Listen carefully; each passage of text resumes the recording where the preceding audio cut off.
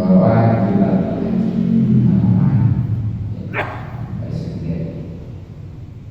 wajibatul haji yang wajibnya haji berolahraga selain rukun-rukun salah satunya itu ada 3 hal. Jadi setelah mengetahui tentang rukun haji juga rukun umroh, nah sekarang wajibnya haji ini yang membedakan antara rukun dengan wajib itu apa? Kalau rukun itu harus dikerjakan, kalau mau dikerjakan nggak sah. Sedangkan kalau wajib itu seandainya nggak dikerjakan juga saja, tapi wajib bayar. Jadi di dalam haji rukun sama wajib beda ya. Kalau sholat sama, rukun wajib juga ya beda. Jadi wajib haji ya tentunya selain rukun yang kan ada disebutkan itu ada 3 menurut kitab Fathul Bari ini. Nama di antaranya ahaduha, salah satunya al-ihramu, yaitu ihram minal miqati, daripada miqat as-sadiqi yang tentunya mencakup zamani, baik miqat zamani wal makani maupun miqat makani. Jadi yang pertama nih, wajib haji itu adalah ihram. Ini maksudnya kan udah ya makanya termasuk rukun ya. Jadi ini mulai setelah ihramnya. Kan kalau yang ihram dengan niat itu dilarangnya, itu kan wajib. Itu rukun ya, rukun. Nah kalau ini wajib itu setar mikotnya. Nah di situ tentunya nanti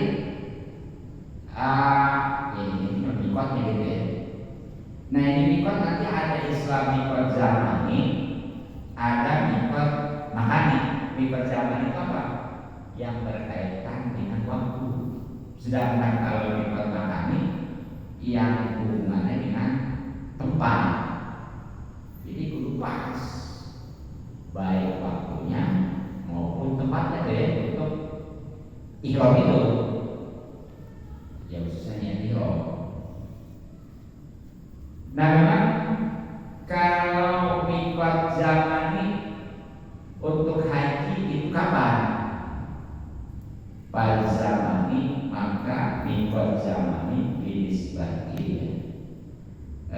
dengan hubungan haji bagi haji Syawal itu bulan Syawal, bulan Dzulqa'dah dan bulan Dzulqa'dah, wa asrolayalin dan 10 malam Dzulhijjah dari bulan Dzulhijjah. Jadi kalau untuk setar haji ini setar itu waktunya yang berkaitan dengan waktu itu mulai boleh dari bulan Syawal dan bulan Dzulqa'dah bulan Hafid ya.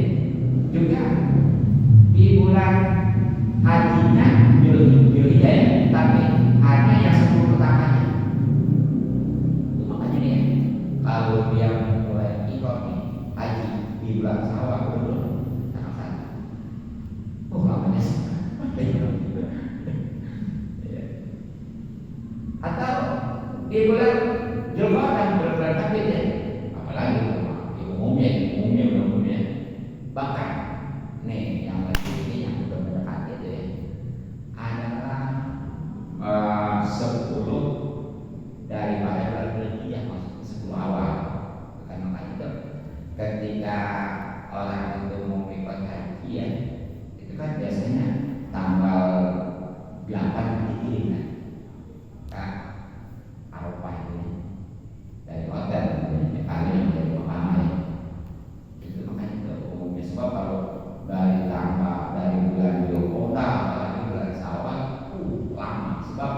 walaupun dia itu mikot zamaninya dari bulan Syawal, tetap puncak hajatnya itu di 10 awal bulan Dzulhijjah, tepatnya tanggal 9 yang disebut namanya hari Arafah. Iya, Arafah.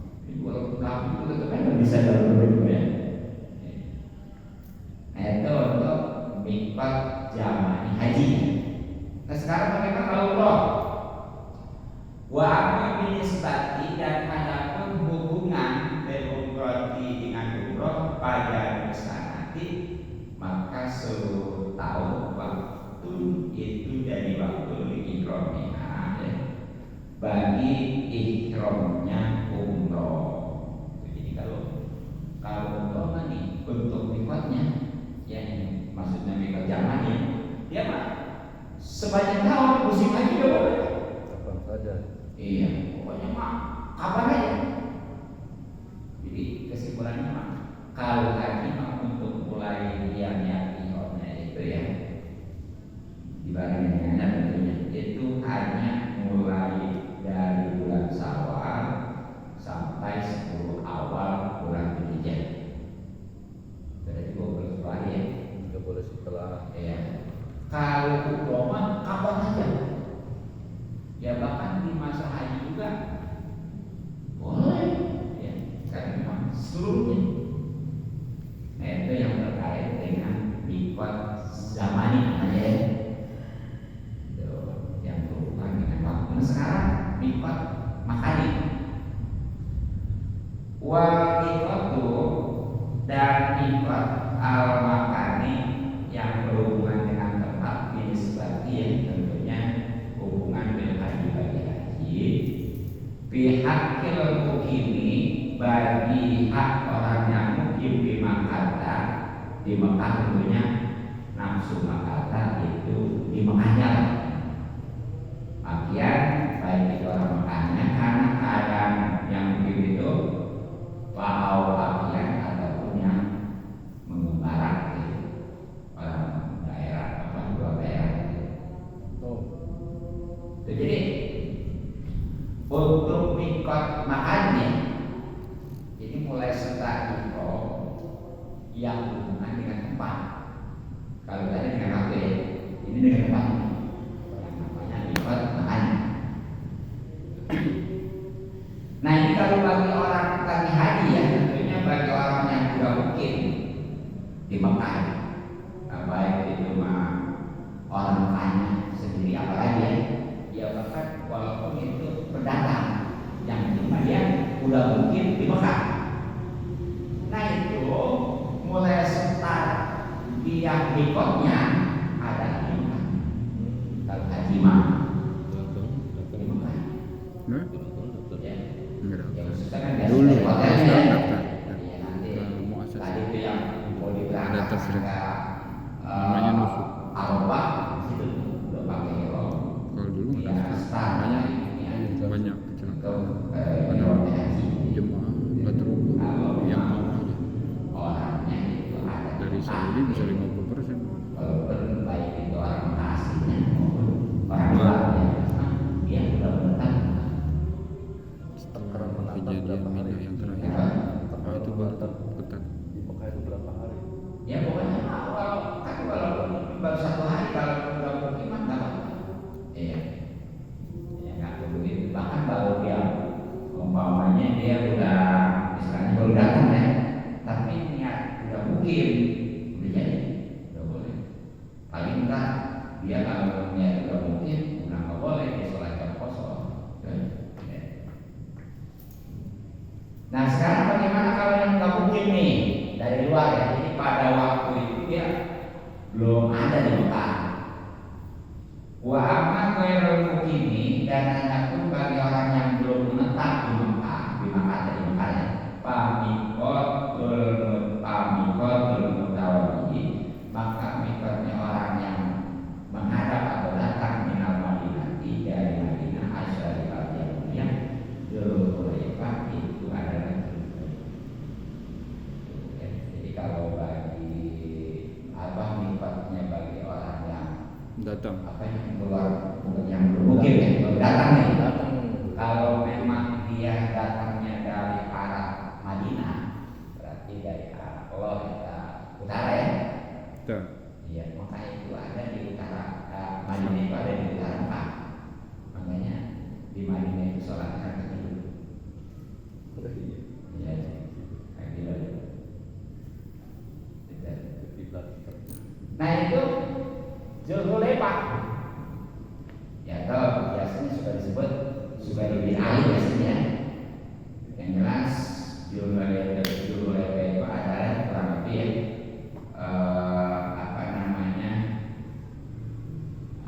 suatu daerah yang ada di sekitar 10 makalah ya dari Madinah. Jadi 10 makalah dari Madinah sudah keluar. Namanya sebagai mikot makani bagi orang yang baru datang dari Madinah. Itu kalau dari Madinah sekarang. Wal mutawajihu minasami, dan yang datang atau menghadap minasami dari Syam, wa Misr dan Mesir, wal Maghribi ya termasuk wilayah Maghrib kan. Al-Juba ini juga. Jadi kalau yang datangnya dari arah Syam ya, Syam itu termasuk Mesir deh. Termasuk. Ya, pokoknya yang letaknya itu di arah barat Mekah, di belakang Mekah. Irakiwan. Kita dari timur kan. Kita ke timur. Iya timur. Kita ke timur ya. Nah itu di Jubai, di Jubai. Yang Jubai itu kurang lebih 4,5 makalah ya dari Syam. Dari Mesir tadi lewat Papua. Nah kemudian wal mutawajihu, dan yang menghadap atau datang kami di Amatil Yaman dari Tihama Yaman, Yulamlam itu adalah Yulamlam. Jadi kalau yang datangnya dari Yaman lah, termasuk kita nih. Ini belahan timur Mekah ya. Jadi kita termasuk jalan arah timur dari Mekah. Nah itu untuk start nikotnya, ya khususnya makan yang tepat ya, adalah di Yulamlam. Sebenarnya di Yulamlam itu masih di laut kalau kita. Merah ya. Iya, enggak. Atasnya India. India. Atasnya India. Nah kemudian wal mutawajihu, dan yang menghadap min najmi hijab, daripada najat hijab wa najmi Yaman, bukan najmi Qamrun, itu Qamrun ya. Jadi kalau yang datang atau menghadap dari najat hijab dan juga Yaman ya, itu mikot Yamaninya di Qamrun. Qamrun itu kurang lebih 2 berhala dari Mekah. 2 berhala dari Mekah. Kalau tadi ya di Lamlam, ya Lamlam ya itu 2 berhala dari Mekah. Sama ya? Dekat kan teman-teman di Lamlam sama Qamrun ini. Ya. Nah terakhir, wal mutawajihu, dan yang menghadap minal masjid dari masjid Jatuh Mirokin, itu adalah mikotnya Jatuh Mirok. Jadi kalau yang datang dari arah masjid itu berarti dari arah mana? Wetan dan timur ya, termasuk kita juga nih sebenarnya. Nah itu di mikot makaninya di Jatuh Mirok. Ini juga sama, kurang lebih 2 berhala dari Mekah. Gitu. Nah, itulah mikot makanya ya, artinya mulai startnya Iko yang dibarenginnya baik itu pelaksanaan haji maupun umroh,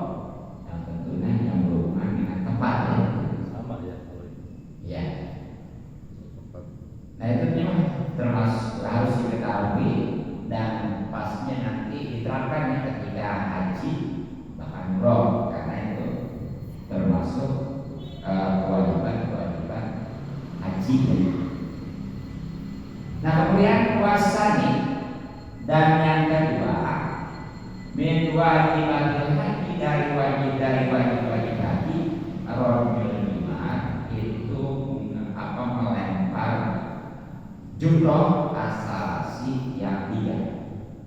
Jadi yang kedua nih yang termasuk wajib haji yang kalau ditinggalkan atau nggak dikerjakan wajib bayar dam ya, itu adalah kalau bahasa kita membalak melempar ya, melempar jumroh yang 3.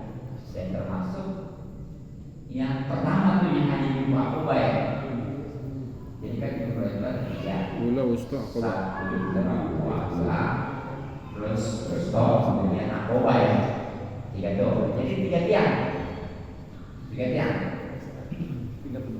Nah tapi tuh kalau yang hari pertama Lebaran tuh ya, Lebaran itu hanya 1. Ada jumroh Aqobah aja. Sedangkan biasanya itu yang jumrah ula dan wusta itu dikurung. Sebab nanti kalau nggak dikurung, takut salah, nggak sah. Ya, jadi itu 3 tiang. Kalau pas yang namanya Hari pertama. Yang pertama itu jumrah Aqobah ya, itu hanya 1. Jumroh Aqobah. Yang keduanya jumrah wusta. Jumrah wusta itu biasa dikurung. Nah kalau ini udah soalnya itu seperti tanggal 11, 12 ya. Kalau sunnah terawih kan hanya 12 so. Kalau lapasnya sampai 13 ya. Nah itu semuanya dipakai, dilempar. Ulang, sok, Aqobah. Yang jelas setiap barang itu ada 7 kali lemparan gitu ya. Nah tentunya nih dalam membalang juga atau melempar batu itu yang harus tahu nih sini. Di antaranya nih, ini syarat-syaratnya. Yang gabu bil kubro. Yang pertama adalah memulai dengan jumroh kubro, jumroh Aqobah ya. Nah ini mah tentunya yang hari pertama itu Lebaran ya. Yang Lebaran membuka kemudian surah wusta, kemudian surah jumroh Aqobah, kemudian jumroh Aqobah. Jadi tadi memang di antara syarat jumroh. Kemudian wayami dan melempar orang yang jumroh itu kulla jumrohin setiap jumroh bisa bihasotin dengan 7 kerikil. Wahidatin ya 1 pada wahidatin setelah yang 1. Jadi ketika membalang itu siapin untuk 1 ininya ya jumrohnya itu 7 batu. Berarti kalau kali 3 tiang 21 kali 3 ya 21 kita siapin 21. iya. Tadi segini kan. Nah bagaimana nih kalau gua pengen guru beres ya 22 jadi kita itu bisa sampai jadi lempar pokoknya itu setiap kali 7 kali pastikan ya.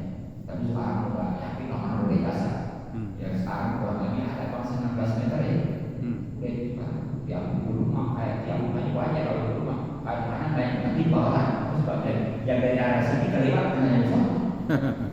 Sekarang enggak. Jadi bagaimana nih kalau kayak guru-guru ya kalau apakah kalau dia roba kalau dia itu melempar asal tadi 2 kali dapatan waidatan sekaligus pokoknya dulu seperti ini kotak sekarang panjang satu tiang. Dilempar itu 2 kali ya.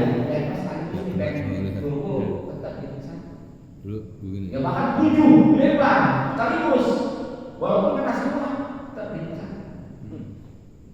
Ya, jadi urusan sah. Plak. Nah, sekarang kali ini bagaimana kalau melempar 1 kerikil ya? Melempar 1 kerikil itu dipakai 7 kali Walakoma kalau ia melempar hasotan dengan kerikil wahidan satu sahabat itu dikali kakak boleh. Cuma susah ambil sekarang ya, gak ada ininya. Jadi kan boleh, jadi kan boleh berarti ya. Ya kalau tadi kan susah, sebab kami susah ya. Melempar satu, nah tarik, benar. Ada lagi boleh. Ya apa itu? Kalau ini sama orang ketawa, pintar juga orang Indonesia. Ngaji gitu. Jadi boleh.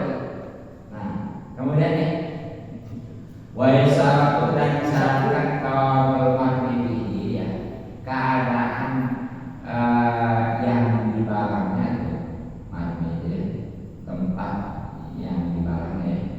Hadron itu memang batunya.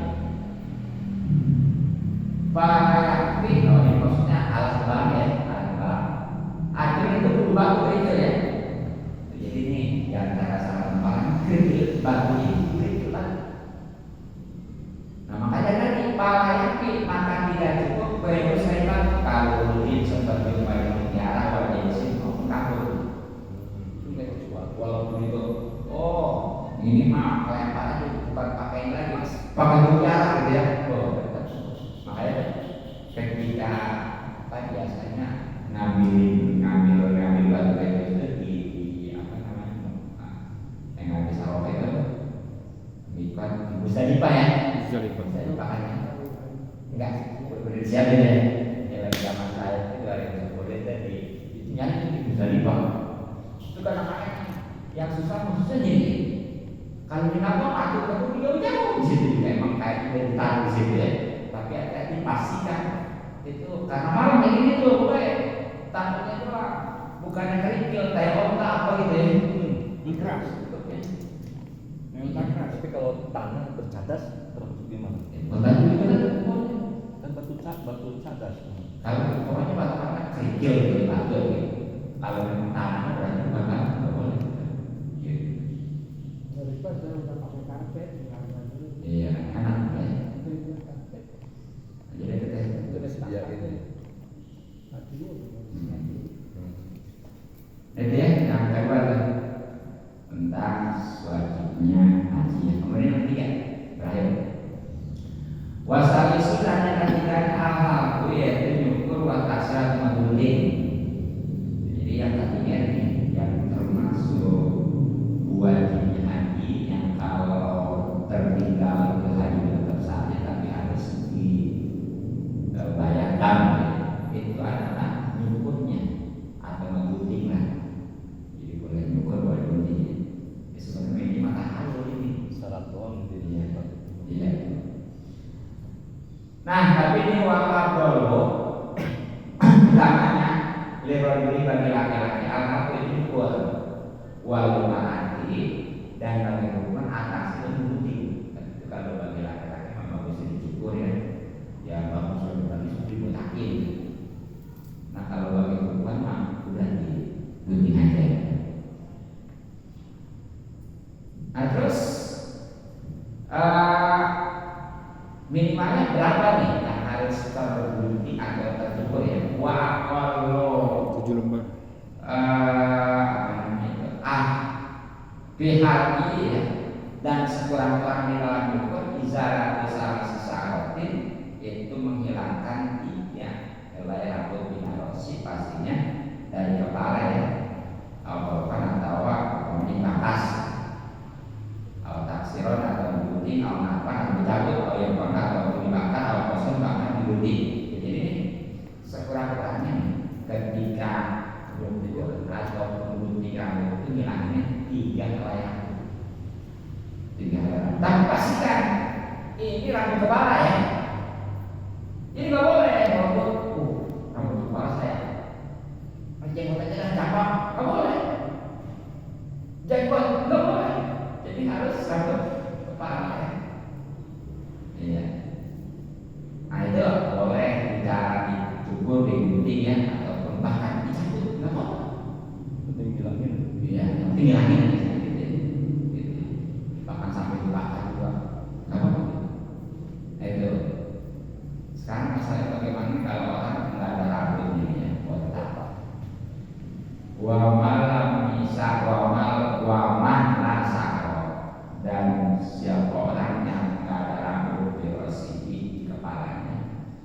Yusan maka tetap disunahkan baginya imrol musa yang untuk menjalankan pisau alaihi di kepala.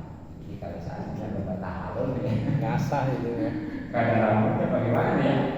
Bolong-bolong licin, botak licin nih. enggak ada rambutnya botak ya. Ya udah tetap jalan isi bolanya pisaunya. Jalan Yes, kepala. Tapi kalau dibotakin di tadi Indonesia, di sini udah dilicinin, di nomor satu masih licin gitu. Ya itu enggak apa-apa. Yo, kan biasanya dari dua pendukung minimal 1 cm. Tekun. Sudah ada. Wah, kalau nggak di dam bayar Sudah kan? Nah sekarang tadi ya, kan rukun. kan tadi mestinya rambut dipasangkan rambut di bawah kepala ya. Sekarang bagaimana kalau yang lupa, dan bayar tidak kan? menempati sahabat rosin rambut selain kepala milih yang baik itu jenggot dua bayi dan selainnya mako masalah rosin ya tempat rambut kepala. Jadi memang yang namanya jenggot campang itu nggak bisa mengganti rambut kepala. Apalagi rambut bawah. Boleh. Ah. Pokoknya tahammul dengan motong ataupun ngegunting jenggot bahkan cabang. Apalagi gitu ya. Nah, itulah kesunahan apa wajib dikaji. Insya Allah nanti kalau sunnah cukup mudah-mudahan manfaat. Amin. Assalamualaikum warahmatullahi wabarakatuh. Waalaikumsalam warahmatullahi wabarakatuh.